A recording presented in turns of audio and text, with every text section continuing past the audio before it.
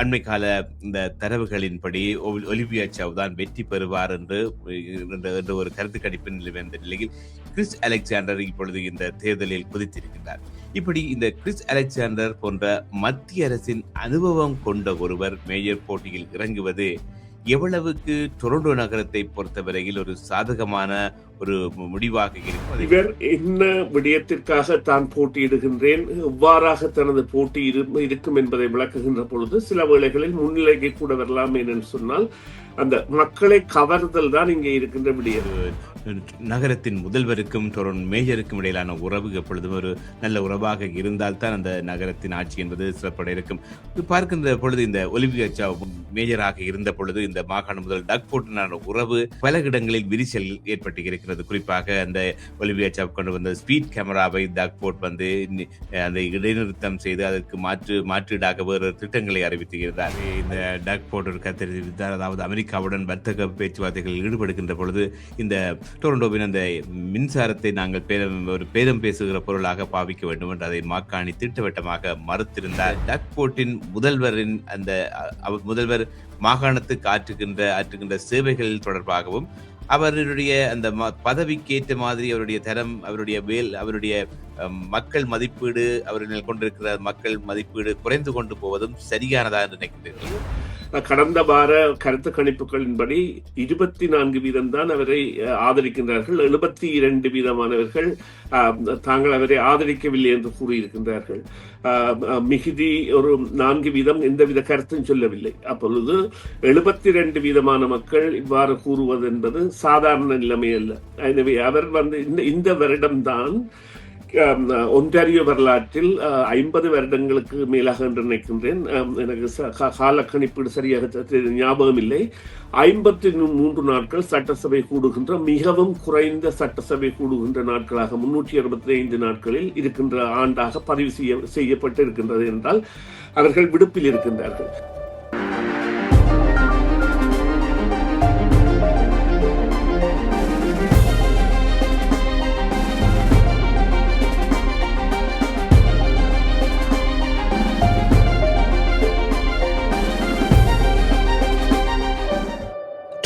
காலை கேட்டபடி 17 நிமிடம் செய்தியின் பின்னணி நிகழ்ச்சிக்காக சுரேஷ் தர்மாவை இந்த வேளையில் இணைத்துக் கொள்ளப் போகின்றோம். வணக்கம் சுரேஷ். வணக்கம் வணக்கம் தர்மா. வணக்கம் நேர்களே. டொரண்டோ மேயருக்கான எலெக்ஷன் வருகின்ற அக்டோபர் மாதம் 26ஆம் தேதி நடைபெற இருக்கின்றது. இப்பொழுது இறுதியாக இந்த வேட்பாளர்கள் போட்டியிடுகின்ற வேட்பாளர்களில் முன்னாள் மத்திய அமைச்சர் கிறிஸ் அலெக்சாண்டரும் இணைந்திருக்கின்றார். ஏற்கனவே பிராட்ஃபோர்ட் இதில் ஒரு குறிப்பிடத்தக்க ஒரு போட்டியாளராகவும் இருந்தார். ஒலிவியா சவுக்கு இவர் ஒரு போட்டியை கொடுப்பார் என்றும் எதிர்பார்க்கப்பட்டது. இப்பொழுது இந்த முன்னாள் மத்திய அமைச்சர் கிறிஸ் அலெக்சாண்டரும் இணைந்திருக்கின்றார். பொதுவாகவே இந்த டொரண்டோ நகரத்தை பொறுத்தவரையில் பல பிரச்சனைகள், அதாவது வீட்டு வாடகை அதிகரிப்பு, கன் வயலன்ஸ், டிராபிக், மற்றது மனநல பிரச்சனைகள் என்று பல வீடற்றோர் பிரச்சனைகள் என்று பல பிரச்சனைகள் இருக்கின்றது.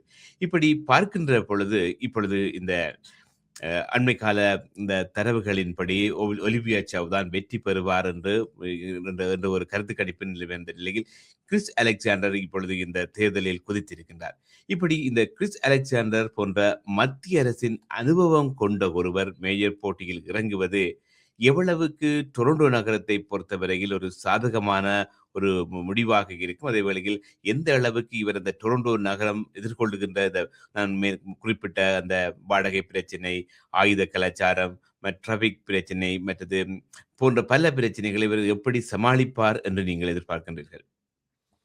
இல்லை, நிச்சயமாக அதாவது இவ்வாறான மத்திய அரசில் இருந்தவர்கள் மாநகர அரசிற்கு வருவது என்பது சாதாரணமாக நிகழ்கின்ற தன்மையாக இருந்தாலும் இங்கே இவரது போட்டிக்கான அறிவிப்பு என்பது 2.5 மாதங்கள் இருக்கின்ற நிலையில் அறிவிக்கப்பட்டிருக்கின்றது.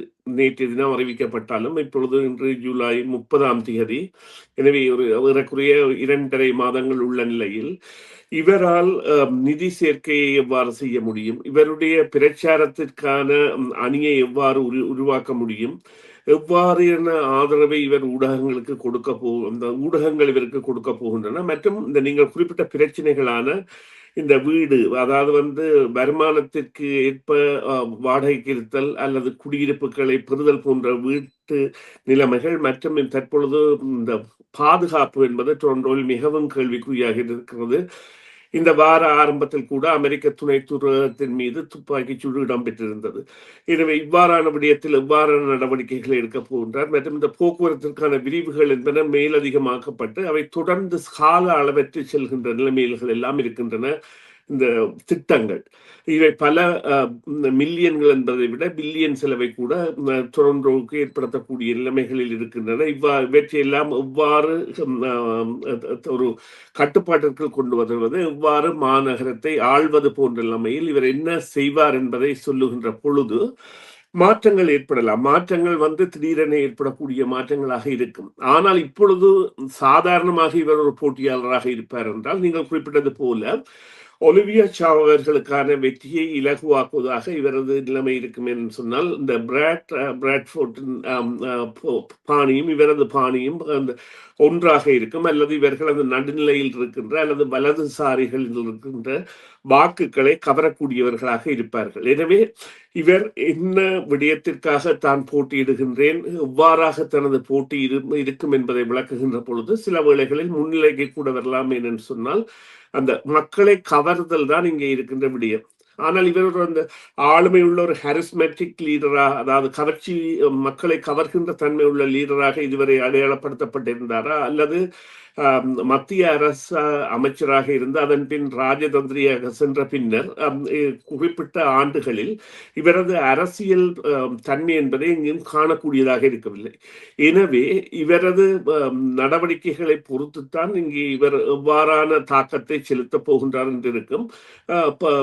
நிலைமையை, அதாவது இப்பொழுது இருக்கின்ற நிலைமைகளின்படி இவரது போட்டி என்பது நிச்சயமாக இந்த பிராட்ஃபோர்ட் அவர்கள் மிகவும் கடினமாக வேலை செய்ய வேண்டிய நிலையை ஏற்படுத்தும். அல்லது இவரது கொள்கைகளில் மாற்றம் ஏற்பட்டால் சில வேளைகளில் இவரால் ஒலிவியா சாவ் அவர்களுக்கு போகின்ற வாக்குகளை கூட இலகுவாக மாற்ற முடியும். எனவே இவரது தன்மை எவ்வாறு இருக்க போகின்றது, இவர் ஒரு பழமைவாதம் சார்ந்தவராக இருக்க போகின்றாரா, அல்லது இந்த பிராக்மெட்டிக் கன்சர்வேட்டிசம் எனப்படுகின்ற லிபரல்களையும் NDP ஆதரவாளர்களையும், இது கட்சி சார்ந்த போட்டி இல்லாவிட்டாலும் வாக்காளர்களின் அந்த மத்திய தர மற்றும் மாகாண தரத்தில் இருக்கின்ற வாக்கு விருப்புகளின் பிரகாரம் பிரிக்கக்கூடிய தேர்தலாகத்தான் இது இருக்கும். அவ்வாறு இருக்கின்ற பொழுது அவ்வாறானவர்களை கவர்வாரா அல்லது ஒரு புதிய நோக்கை கொண்டு செல்வாரா என்பதை இனிவரும் காலங்கள் தான் சொல்லும். அதுதான் அவரை பற்றிய குறிப்பாக சொல்லக்கூடிய விடயமாக இருக்கின்றது. பொதுவாகவே பார்க்கின்ற பொழுது ஒரு நகரத்தின் முதல்வருக்கும் மேயருக்கும் இடையிலான உறவு எப்பொழுதும் ஒரு நல்ல உறவாக இருந்தால்தான் அந்த நகரத்தின் ஆட்சி என்பது சிறப்பட இருக்கும். பார்க்கின்ற பொழுது இந்த ஒலிவியா சாவ் மேயராக இருந்த பொழுது இந்த மாகாண முதல் டக்ஃபோர்டுடனான உறவு பல இடங்களில் விரிசல் ஏற்பட்டு இருக்கிறது. குறிப்பாக அந்த ஒலிவியா சாவ் கொண்டு வந்த ஸ்பீட் கேமராவை டக்ஃபோர்ட் அந்த இடைநிறுத்தம் செய்து அதற்கு மாற்றீடாக வேறு திட்டங்களை அறிவித்து இருந்தார்.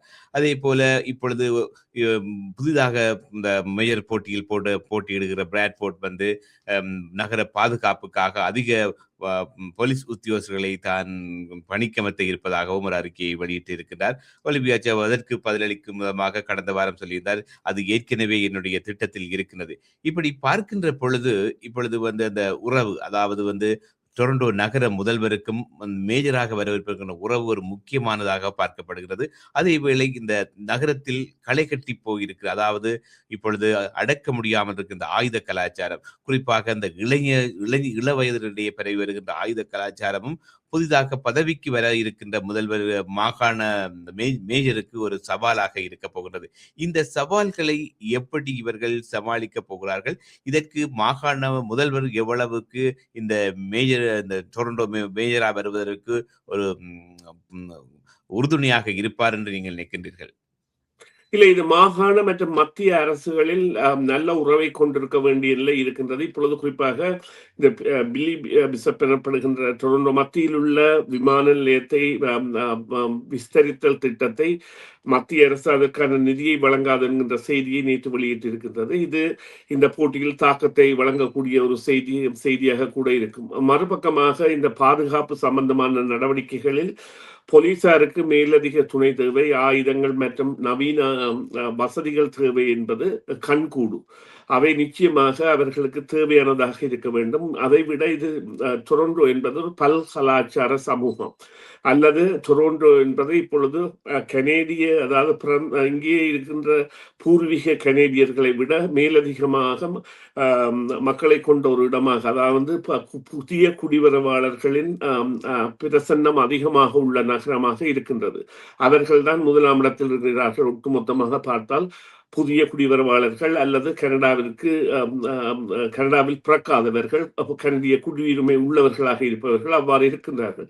எனவே அவ்வாறான நிலைமையில் அந்த பல்கலாச்சாரத்தை பிரதிநிதித்துவப்படுத்தக்கூடிய வகையில் கூட இவர்களது பாதுகாப்பு மற்றும் ஏனைய சேவைகள் கூட அமைய வேண்டிய தேவை இருக்கின்றது. இதற்கான பதில் என்பதை இந்த தேர்தல் கொண்டு வரும். இங்கே ஒரு முக்கியமாக விடயம் இருக்கின்றது. இந்த தேர்தல் ஒரு மிகவும் இலகுவான வகையில் பல குழப்பங்களை கொண்டதாக இருக்கும். ஏனென்று சொன்னால், இந்த கனேடிய பிரஜையாகவும் 18 வயதுக்கு மேற்பட்டவராகவும் இருக்கின்ற ஒருவர் வாக்களிக்கலாம் என்கின்ற பொழுதும் அவர் டொரண்டோவில் இருப்பவராக மாத்திரம் இருக்க முடியும் தேவையில்லை. அவர்களுக்கு டொரண்டோவில் ஒரு கட்டிடம் இருக்கின்றது, அல்லது ஒரு வாடகைக்கு கொடுக்கின்ற ப்ராப்பர்ட்டி, அல்லது வாடகைக்கு அவர்கள் எடுத்திருக்கின்ற ஒரு ப்ராப்பர்ட்டி இருந்தால் கூட அவர்களால் வாக்களிக்க முடியும். அதைவிட மாணாக்கர்கள் வேறு இடத்தில் இருக்கின்றவர்களாக இருந்தால் கூட அவர்கள் டொரண்டோவில் படிக்கின்ற பொழுது அவர்கள் படிக்கின்ற பாடசாலையில் வாக்களிக்கக்கூடிய தகுதி இருக்கின்றது 18 வயதுக்கு மேற்பட்டவர்களாக இருந்தால். எனவே இது அந்த வாக்காளர் தொகை என்பதை நீங்கள் நிர்ணயிக்க முடியாது. என்று சொன்னால், வாடகைக்கு கட்டிடம் வைத்திருப்போர் அல்லது சொந்தமாக கட்டிடம் வைத்துக் கொண்டு வேறு ஒரு நகரத்தில் இருப்போர் கூட எங்களுக்கு டொரண்டோவில் ஒரு ப்ராப்பர்ட்டி இருக்கின்றது என்பதை காட்டுகின்ற பொழுது அவர்களால் வாக்களிக்க முடியும். அதைவிட இங்கே வாக்களிப்பதற்கு நீங்கள் புகைப்பட அட்டைகளை ஒன்றையும் கொண்டு செல்ல தேவையில்லை. சாதாரணமாக உங்களுடைய பெயரும் மற்றும் உங்களுடைய வீட்டு முகவரியும் டொரண்டோ அல்லது நீங்கள் வாடகைக்கு முகவரியோடும் இருக்கலாம். முக்கியமாக பார்க்கப்படுவதாக டிரைவர்ஸ் லைசன்ஸ் இருக்கும், அது புகைப்படத்துடன் இருக்கும். ஆனால் அதற்காக மாத்திரமல்ல,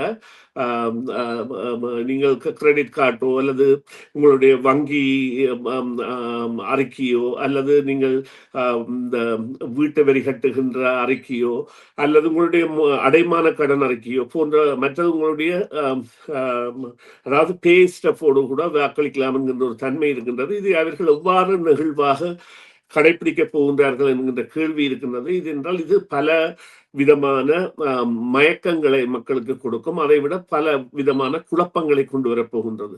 இவ்வாறான நிலையில் இந்த தேர்தலில் அவ்வாறானவர்களின் வாக்கு பிரசன்னம் அதிகமானால் சில வேளைகளில் மாறுதல்கள், டொரண்டோ மக்கள் விரும்பாத மாறுதல்களை கூட கொண்டு வரக்கூடிய சாத்தியக்கூறு இருக்கின்றது. எனவே வருகின்ற முதல்வருக்கோ அல்லது ஏனையவர்களுக்கோ நிச்சயமாக இந்த மத்திய மாகாண அரசுகளின், இது 3 கட்ட அரசு, அதாவது மத்திய அரசு, மாகாண அரசு மற்றும் மாநகர அரசு. இது மாநகர அரசு என்கின்றபடியால் இவர்களுடைய திட்டங்களில் மாகாண அரசு மற்றும் மத்திய அரசின் பங்களிப்பு இருக்க வேண்டும் என்பதில் எந்தவித சந்தேகமும் இல்லை. அது நிச்சயமாக இவர்கள் வெற்றி பெற வேண்டிய ஒரு இலக்காக இரண்டும் இருக்கும். அதாவது நட்புறவை பேணுதல் என்பது நல்ல திட்டங்களை கொண்டு வரும், ஆளும் மத்திய அரசுடனும் மற்றும் மாகாண அரசுடனும். எனவே அவ்வாறான சந்தர்ப்பங்கள் என்பது யாருக்கு அமையும் என்பதை குறிப்பாக கூற முடியாவிட்டாலும் இதன் சில வேளைகளில் ஒன்றிய முதல்வர் விடுக்கின்ற சமீட்சைகள் மற்றும் மத்திய ஆளும் கட்சியில் உள்ள லிபரல் கட்சியின் பாராளுமன்ற உறுப்பினர்களின் ஆதரவு போன்றவை சில வேளைகளில் அவ்வாறான ஒரு குறியீட்டை தெரிவிக்கலாம். அதுதான் உண்மை.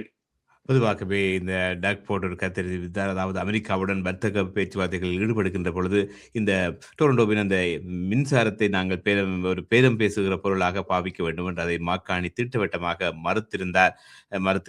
இப்பொழுது டக் போர்ட்டை பொறுத்தவரையில் அவருக்கான அந்த மக்களின் ஆதரவு தொடர்ந்தும் குறைந்து கொண்டே வருகிறது. ஏனென்று சொன்னால், அவர் ஏற்படுத்திய சில செயல் திட்டங்களில் அவர் காட்டிய அந்த ஊழல்கள் சம்பந்தமாக மக்கள் அதிருப்தியை அடைந்திருக்கின்றார்கள். இப்படி பார்க்கின்ற பொழுது இந்த ஒன்டாரியோவை பொறுத்தவரையிலும் அந்த புரோகிரசிவ் கன்சர்வேட்டிவ் கட்சியினுடைய ஆதரவும் குறைந்து கொண்டே போகின்றது.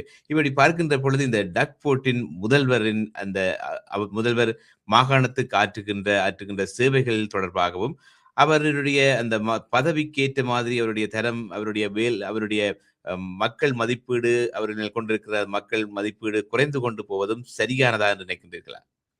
இல்லை, இங்கே குறிப்பிட வேண்டிய விடயம், அவர் மாகாண முதல்வராக மிகவும் பின்தங்கிய நிலையில் இருக்கின்ற செய்தியை இந்த மாதம், அதாவது கடந்த வாரங்களுக்கு தெரிவித்திருந்தது.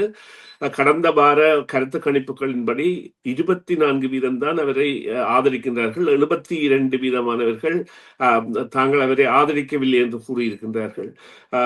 மிகுதி ஒரு 4% எந்தவித கருத்தும் சொல்லவில்லை. அப்பொழுது 72% மக்கள் இவ்வாறு கூறுவது என்பது சாதாரண நிலைமை அல்ல.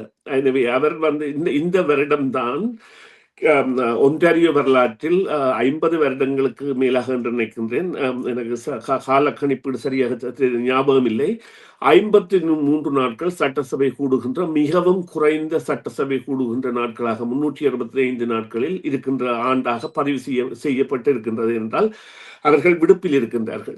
எனவே அது கூட ஒரு காரணமாக இருக்கலாம். அதை விட இந்த பொருட்களின் விலை உயர்வு போன்ற பல காரணங்களுடன் அவர்களுடைய ஆட்சியில் நடக்கின்ற ஊழல்கள் மிகவும் மோசமாக இருக்கின்றன. அதாவது ஸ்கில் டெவலப்மெண்ட் என்ற நிலையில் அவர்கள் கொடுத்த பணமோ அல்லது காணி விவகாரத்தில் பசுமை நில காணிகளை தனியாருக்கு கொடுக்க முயன்ற பொழுது RCMP தலையிட்டு நடைபெறுகின்ற விசாரணையோ அல்லது OPP எனப்படுகின்ற ஒன்டாரியோ ப்ரொவின்சியல் போலீஸ் செய்கின்ற விசாரணைகளோ என பல மோசடி விசாரணைகள் அவற்றுடைய அமைச்சர்களுக்கும் அல்லது அவருடைய மாகாண சபை உறுப்பினர்களுக்கோ அல்லது அவருடைய அரசுக்கு எதிராக இடம்பெறுகின்றன. அவை குறித்த விவகாரங்கள் கூட சில வேளைகளில் காரணமாக இருக்கலாம். எனவே அவருடைய நிலைமை என்பது இன்றைய தேதியில் இவ்வாறு இருந்தாலும் சில வேளைகளில் அவர் அமெரிக்கா குறித்து எடுக்கின்ற நடவடிக்கைகள் என்பன அவருடைய நிலைமையில் மாற்றங்களை கொண்டு வரும் என்பது உண்மை. நன்றி சுரேஷ் சர்மா. இந்த வேளையில் இணைந்து கொண்டு உங்களுடன் கருத்துக்களை பகிர்ந்து கொண்டதற்கு பிறிதொரு பொழுதில் பிறிதொரு விடயம் தொடர்பாக பேசிக்கொள்ளலாம். நன்றி. மீண்டும் உங்களுக்கு. நன்றி தர்மா. நன்றி நேயர்களே. மீண்டும் ஒரு பொழுதில் சந்திப்போம். CMR யூடியூப் சேனலில் இணைந்திருக்கும் நேயர்கள் அனைவருக்கும் எமது நன்றி. காமெண்ட்ஸ் பகுதியில் உங்கள் கருத்துக்களை தெரிவிக்க தவறாதீர்கள். முக்கிய செய்திகள், காணொளி தொகுப்புகள், நேர்காணல் என பலதரப்பட்ட அம்சங்களையும் உங்களுக்காக தருகின்றது CMR யூடியூப் சேனல். CMR என்று சர்ச் செய்து எமது யூடியூப் சேனலை சப்ஸ்கிரைப் பண்ணுங்கள். உங்கள் உற்றார் உறவினர் நண்பர்களோடும் இந்த காணொளி தொகுப்புகளை பகிர்ந்து கொள்ளுங்கள். அருகில் இருக்கின்ற முக்கிய காணொளி தொகுப்புகளையும் தவறவிடாமல் பாருங்கள்.